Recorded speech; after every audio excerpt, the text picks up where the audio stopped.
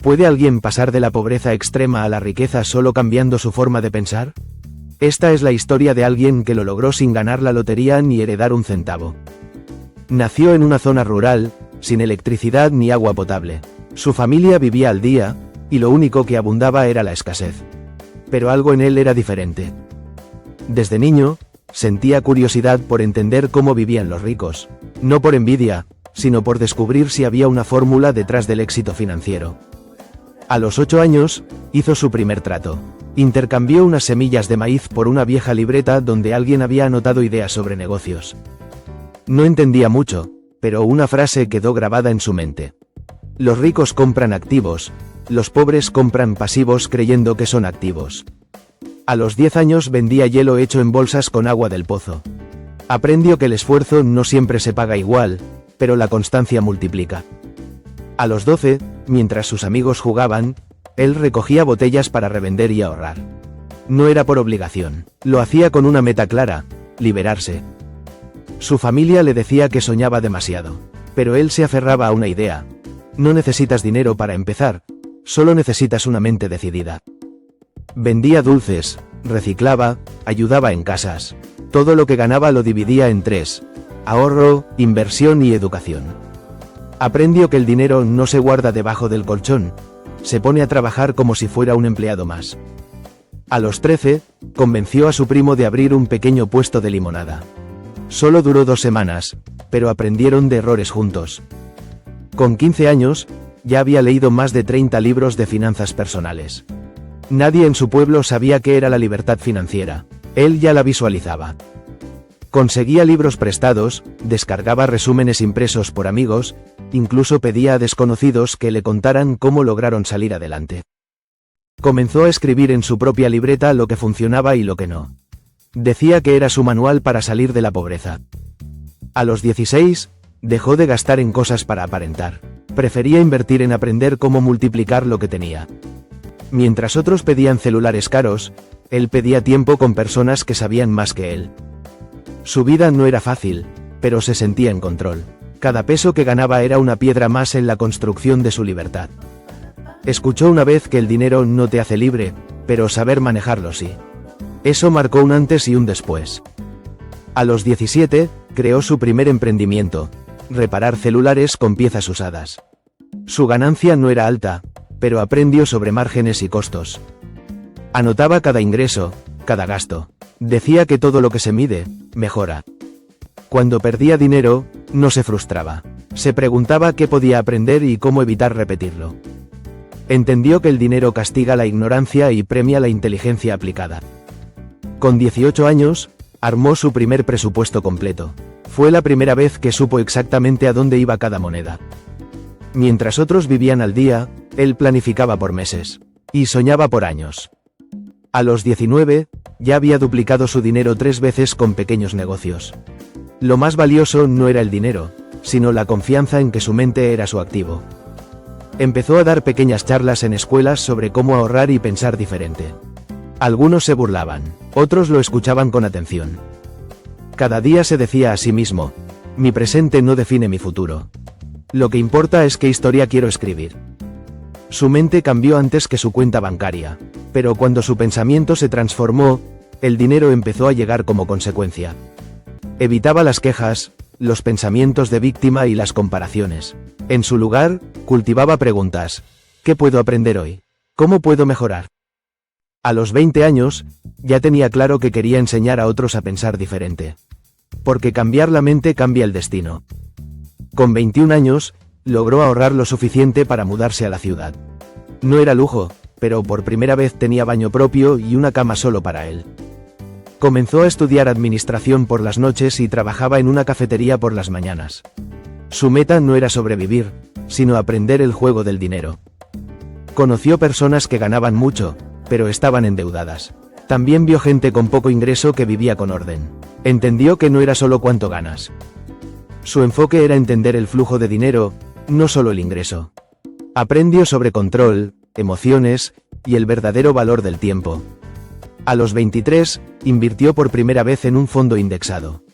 No fue una fortuna, pero ese paso cambió su vida más que cualquier compra. Mientras otros compraban ropa de marca, él compraba libros, cursos y herramientas. Sabía que cada peso invertido en su mente multiplicaba sus resultados.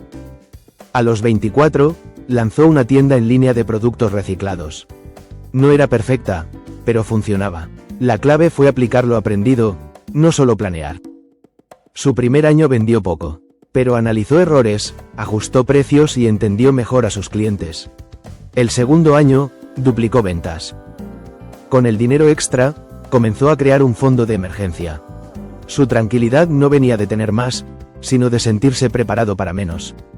Cuando cumplió 25, su negocio le permitía vivir sin trabajar para otros. No era millonario aún, pero tenía libertad. Y eso era su mayor logro. La gente empezó a preguntarle cuál era su secreto. Él siempre respondía lo mismo: cambié mi mentalidad antes de cambiar mi realidad. Su entorno no cambió primero. Fue su mente la que se transformó, y eso hizo que todo lo demás también lo hiciera. Empezó a estudiar psicología financiera por su cuenta. Quería entender cómo nuestras creencias sabotean o multiplican nuestro dinero. Aprendió sobre sesgos cognitivos, miedos irracionales y patrones heredados.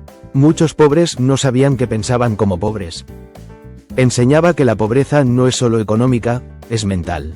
Y la riqueza, igual. Comienza en la cabeza antes de llegar al bolsillo. Grabó sus primeras clases en su cuarto, con una cámara vieja y un pizarrón hecho a mano. Pronto llegaron sus primeros 100 seguidores. Comenzó a hablar de cómo él mismo pensaba antes. No puedo, eso no es para mí, yo no nací para eso. Palabras que ahora ya no usaba. A los 27, fue invitado a su primer congreso de educación financiera. Subió al escenario con su libreta original en la mano. Dijo frente a todos: esta libreta cambió mi vida, no por lo que contenía, sino porque me hizo creer que había algo más allá.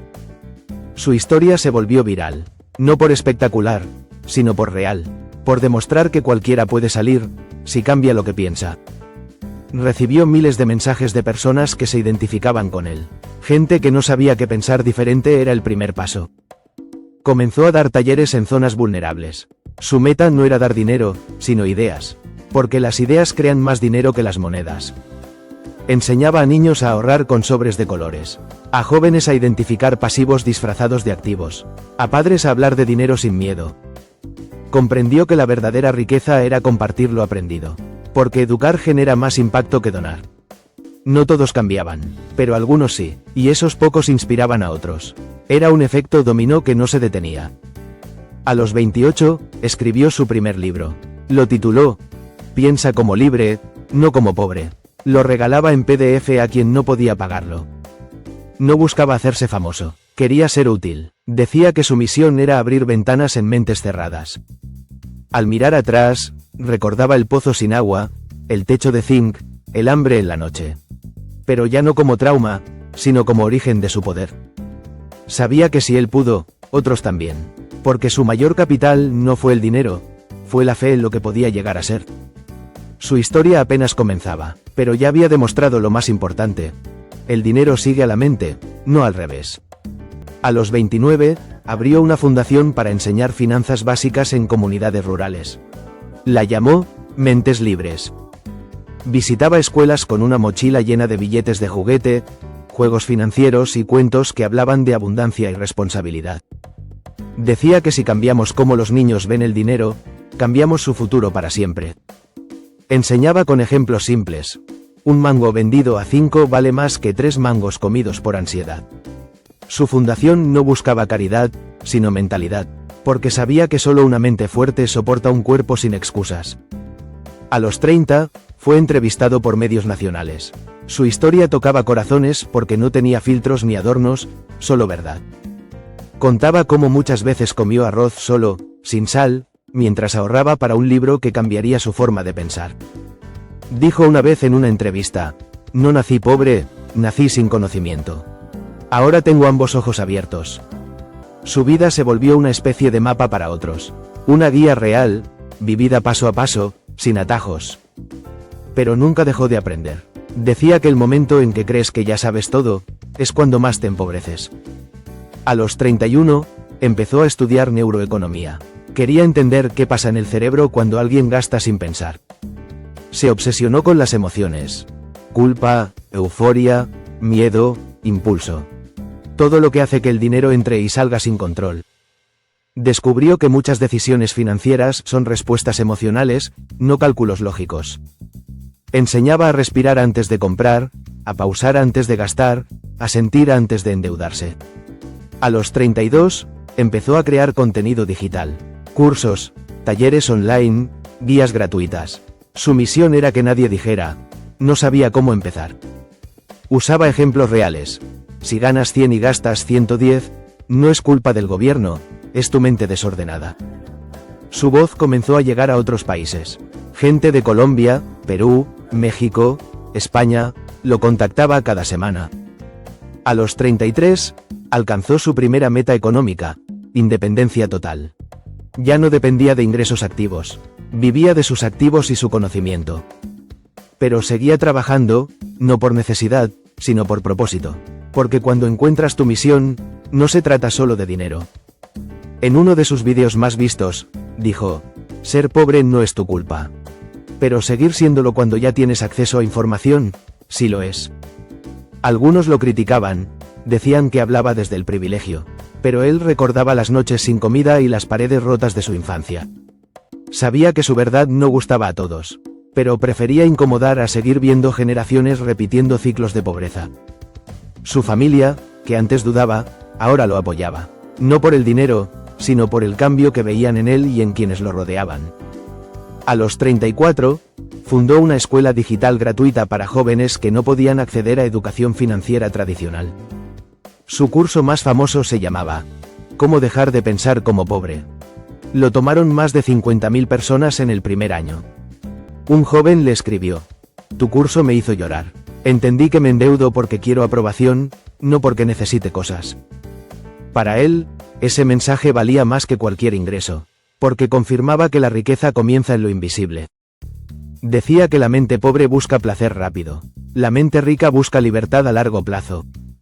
A los 35, empezó a grabar documentales de historias reales como la suya. Personas que cambiaron su vida al cambiar su pensamiento. Su canal superó el 1.000.000 de suscriptores, pero seguía grabando desde el mismo escritorio donde escribió su primera libreta. Nunca compró autos de lujo ni mansiones. Vivía cómodo, pero con sentido. Su lujo era la paz, no la apariencia. Enseñaba que cada decisión de hoy construye tu versión financiera de mañana. A los 36, viajó a su pueblo natal. Dio una charla en la misma escuela donde lo llamaron soñador inútil. Lloró al ver a niños atentos, anotando cada palabra, repitiendo su mantra, yo puedo, si aprendo cómo. Abrazó a su antigua maestra, la única que creyó en él. Le dijo, usted fue mi primer activo emocional. Su historia se volvió película, pero pidió que no exageraran nada. La realidad ya es suficientemente poderosa, dijo. Su vida no era perfecta, ni libre de caídas, pero cada error fue una inversión en aprendizaje. Enseñaba que el dinero se pierde y se recupera, pero el tiempo mal usado, jamás vuelve. Hoy sigue compartiendo su mensaje. La pobreza se combate con ideas, no solo con monedas. Porque una mente rica, incluso en la pobreza, tiene más valor que una cuenta llena sin propósito. A los 37, creó un programa de mentoría para emprendedores en barrios humildes. Decía que no faltaban talentos, solo mentores. Visitaba mercados locales, conversaba con vendedores y les daba consejos sin cobrar. Su pago era la sonrisa de quien entendía algo nuevo. Enseñaba a vender desde el valor, no desde la necesidad. El cliente siente cuando tú te respetas, decía. A los 38, empezó a escribir una segunda libreta. Esta vez no para él, sino para los demás. Mentalidad de libertad. Decía que era el manual que le habría gustado tener cuando tenía 12 años y vendía botellas. Regaló los primeros 1,000 ejemplares. Dijo que eran semillas, no libros, porque cada uno podía dar frutos si se cultivaba. A los 39, fue nombrado asesor en un programa de desarrollo juvenil nacional. Su mensaje era claro, enseñar riqueza mental antes que matemática. Repetía en cada espacio, no necesitas más cosas, necesitas más claridad. La gente pobre no siempre es vaga o ignorante. A veces solo nadie les mostró otro camino. Él decidió ser ese puente. Nunca olvidó quién fue, y por eso, sabía muy bien en quién no quería volver a convertirse. Su disciplina era diaria: levantarse temprano, leer, pensar, anotar, servir. Sabía que la mente no se educa en automático. Decía que si cada familia hablara de dinero sin miedo, la sociedad entera se transformaría. A los 40, inició un movimiento global llamado riqueza consciente. Era más que finanzas, era filosofía de vida. Gastar con intención, ahorrar con propósito, invertir con sabiduría. Su mayor satisfacción no era su cuenta bancaria, sino los miles de testimonios de personas que salieron adelante gracias a su historia. Niños, madres solteras, adultos mayores, emprendedores, todos con algo en común. Cambiaron su mente, y luego su dinero. Yo no soy especial, decía. Solo tomé la decisión de ser responsable de lo que pensaba cada día. Decía que la libertad no se compra, se construye con hábitos mentales firmes y acciones constantes. Él no era el héroe de su historia. Su mente lo fue, y por eso la cuidaba como su mayor inversión. Porque la mente es el único activo que, si lo usas bien, te vuelve libre para siempre. A los 41, creó una biblioteca virtual gratuita con recursos financieros para todas las edades. Su lema era: saber es poder, compartirlo es transformar. Cada libro, cada audio, cada vídeo tenía una misión: romper las cadenas invisibles del analfabetismo financiero. Decía que donde hay ignorancia, hay control, pero donde hay educación, hay revolución personal. En su comunidad, ya nadie se refería a él como el raro que soñaba. Ahora lo llamaban maestro, guía, ejemplo. Pero nunca se dejó llevar por el ego. Decía que el ego es el peor asesor financiero. En sus redes, respondía mensajes personalmente, porque sabía que detrás de cada mensaje había una historia esperando dirección. Su día comenzaba con gratitud, no por lo que tenía, sino por todo lo que superó. La gente le preguntaba qué necesitaban para empezar. Él respondía: una libreta, un lápiz, y el deseo de no repetir tu historia. A los 42, fue invitado a una universidad de élite para dar una clase magistral. Comenzó diciendo: yo aprendí en la calle, no en salones. Contó cómo los mejores consejos los recibió de vendedores, abuelos, y errores bien analizados.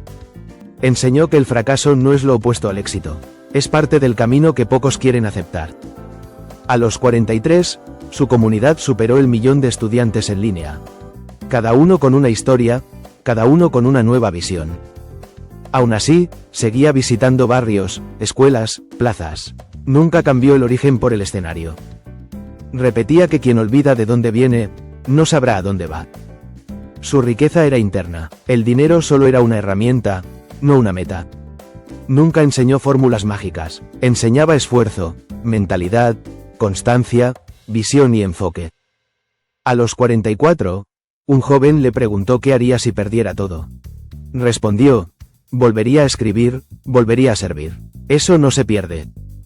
Su identidad no estaba atada a un número en la cuenta, sino a una misión más grande. A los 45, escribió en su diario: mi libertad empezó el día que dejé de pensar que ser pobre era normal.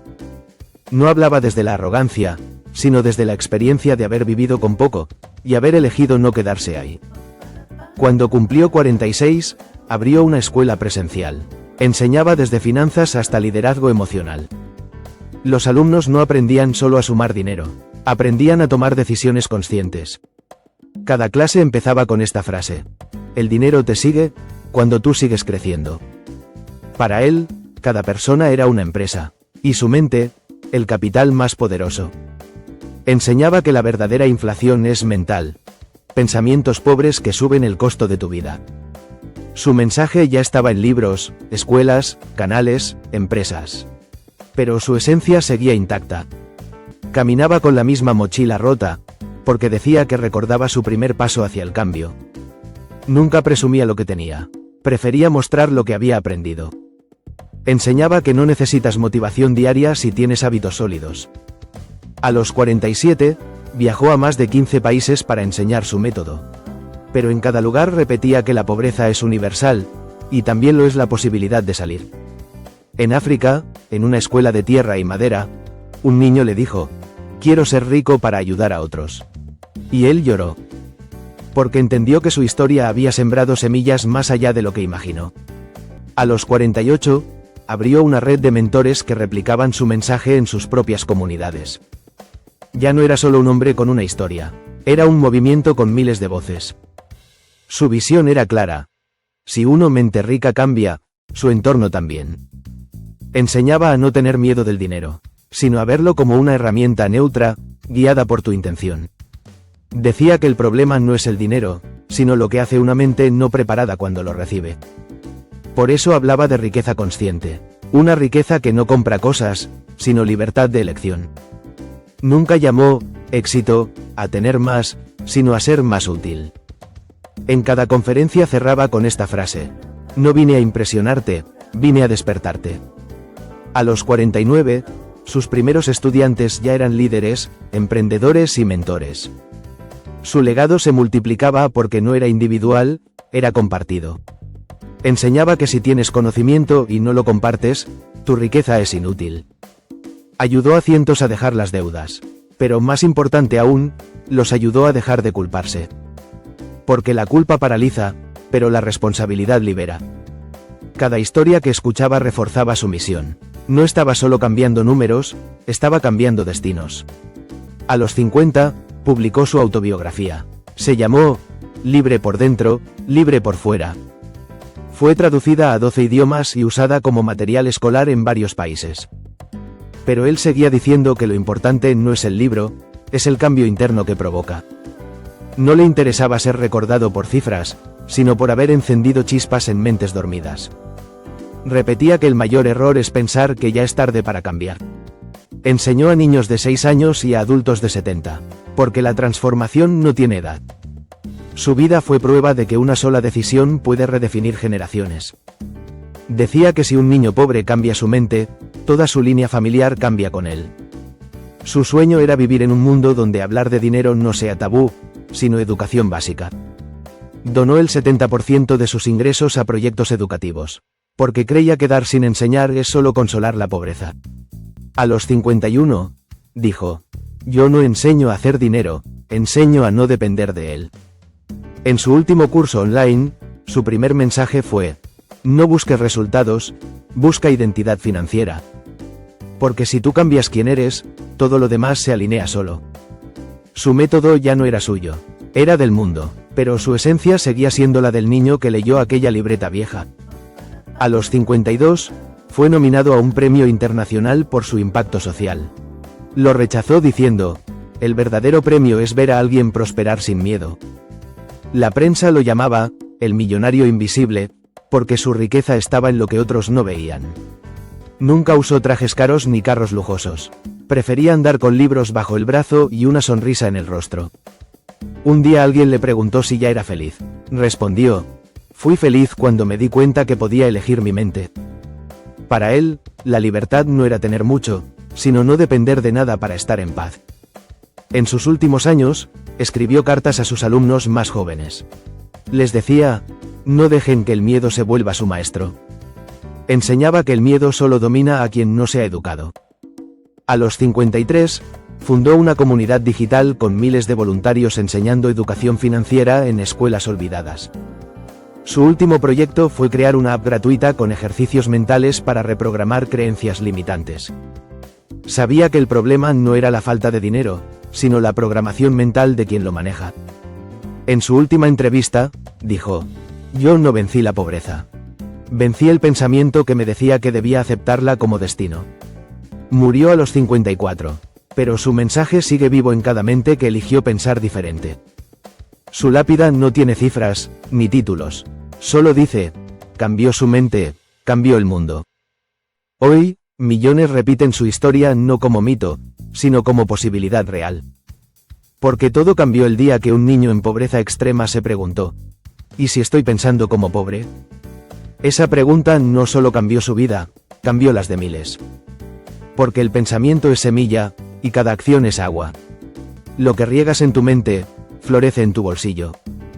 Esta historia es real, y tú puedes ser la próxima. Pero solo si decides cambiar primero tu mente. Porque la mente es el principio de toda riqueza. No importa de dónde vengas, importa hacia dónde estás pensando ir. Él no esperó a que alguien le diera oportunidades. Las creó, una idea a la vez. Cada pensamiento pobre que desafió fue un ladrillo hacia su libertad. Y tú puedes hacer lo mismo. Con cada hábito, con cada decisión, con cada pensamiento. No necesitas suerte, solo necesitas un cambio profundo en tu forma de pensar. Empieza hoy, con lo que tienes, ¿dónde estás? La pobreza puede ser heredada, pero también puede ser detenida. Esta historia no es sobre dinero, es sobre identidad. Suscríbete para que aprendas cómo cambiar tu mente y tu dinero para generar riqueza.